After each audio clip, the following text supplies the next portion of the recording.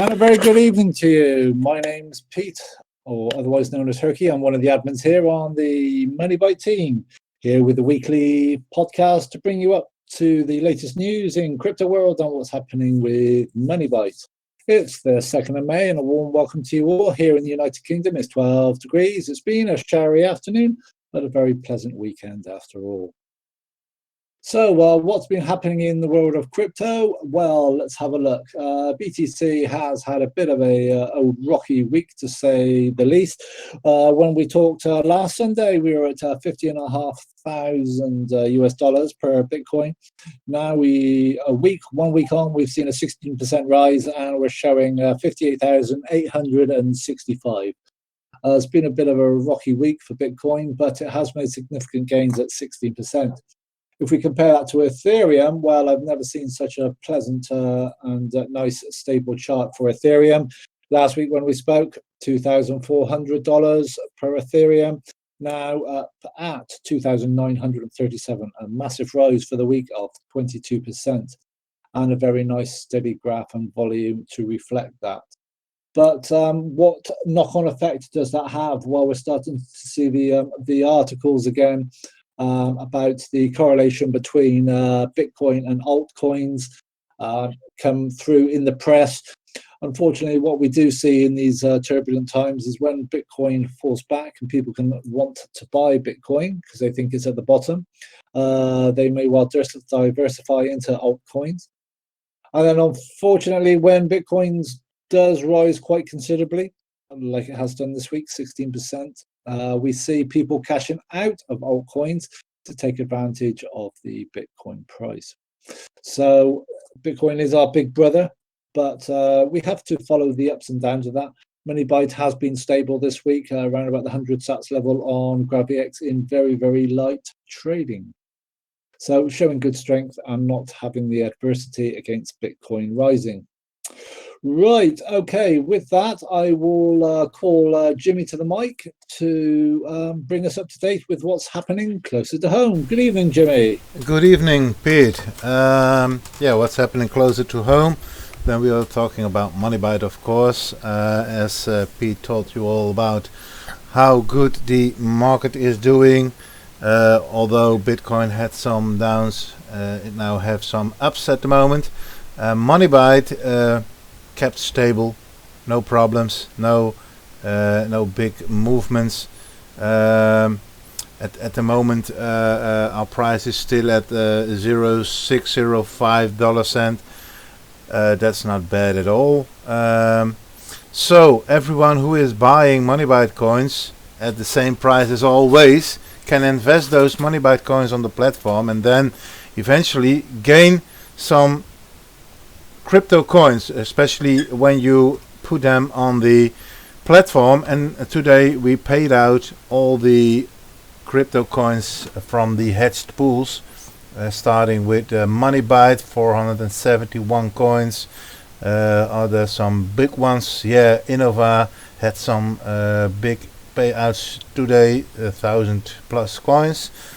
Our trading pools, DigiByte and Doge, are also doing fine. A little bit less coins, but because the price of those coins rise, they are still one of the big ones on the hedged pools. Also, Horizen has done a little bit lesser on the rewards, but because Horizen is much more worth, let me see. Just for example, this one, Horizen is $120. As I remember, one half year ago when we started with Horizen, it was about $15. That's a big rise, and the rewards are almost the same. So that's a big pool. You can gain a lot of profit for stalling your MoneyByte coins over there. Sovereign coin or Sove has done a good week, 2,000 plus coins. We had some problems with the Tent wallet. Tent is going to have a update, and the update is making the wallet to do the masternode that we are running went down, and the hosting doesn't feature a new masternode for it. So we are looking to set up a VPS for it and run a node for ourselves. You can see in the picture all the payouts we have done.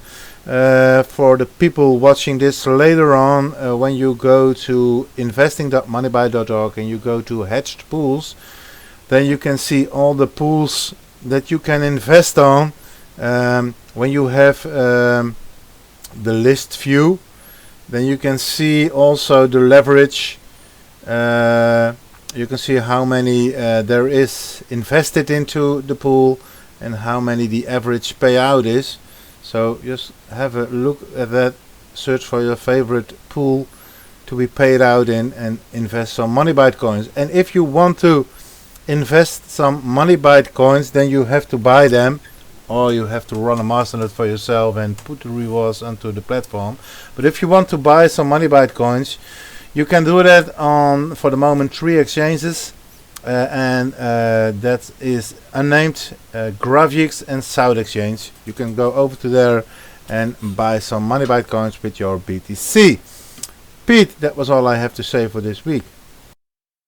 That's great. Many thanks for that update, Jimmy. Much appreciated there. Yes, as some of these blockchains get bigger, the VPSs and the masternodes do sometimes struggle. Currently looking at moving Lux onto a bigger VPS, as that's getting very energy hungry at the moment. Neutron hasn't been very stable this week, considering switching the 2 nodes on that onto proof of stake. Not much difference between masternode rewards and POS. Is heavily weighted on masternodes at the moment. So something I'll be looking at this week coming forward. Carry, which we were having problems with last week, I'm pleased to confirm we've taken the bootstrap updated, and the rewards for the 2 weeks have been distributed to the MoneyByte investors. Keep an eye on Gauntlet, 28 days until their crowdfunding starts. They're trying to raise $600,000 crowdfunding. They will be switching to the Ethereum chain, so we will have to review the proposition, but we've had a long working relationship with Gauntlet, and we'll come to some arrangement as to how we can work with them moving forward. We had news this week of HotBit, the exchange being hacked. We understand from what we're reading in the press at the moment, all the wallets and the coins were safe, but in a malicious attack, the hacker then went after the database. So whilst all the coins are safe, initial investigations show that the data that it's stored may be at risk. So always very important to keep your wallets encrypted, passwords safe, because you've worked hard for your money. Don't let someone else have that for you. Things that are going on in terms of MoneyByte future plans, still making tweaks to the website as we speak, and also looking at lending services with MoneyByte. Obviously, we have all the savings features that you would typically expect from a normal bank, but as we are an investment platform, you have to have both elements of it, both lending and saving. So exciting things ahead for MoneyByte, to say the least. Paul, if you're around, how are things going at your end? Just mining away and banking coin and getting more MoneyByte and putting it on the platform. There's a lot of opportunities with the POS staking that you can take advantage of. Also, a lot of the coins are undervalued with the amount of investors like Soval and Rain. Nobody's taken advantage of that particular hedge. There's a lot of opportunities, so I would just say get your MoneyByte and keep investing and keep making money. That's thank you for that, Paul. Last week on our podcast, we were asked about what's MoneyByte's NAV, net asset value.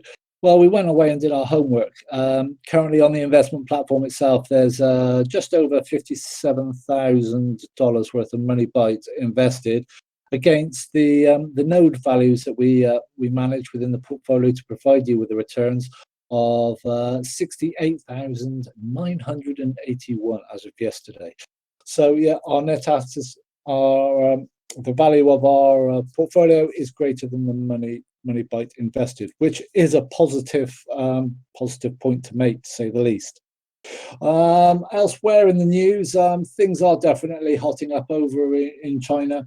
Recent articles were saying that the Chinese tech industry is taking off, and actually trying to find developers to move projects forward is getting very, very hard over there.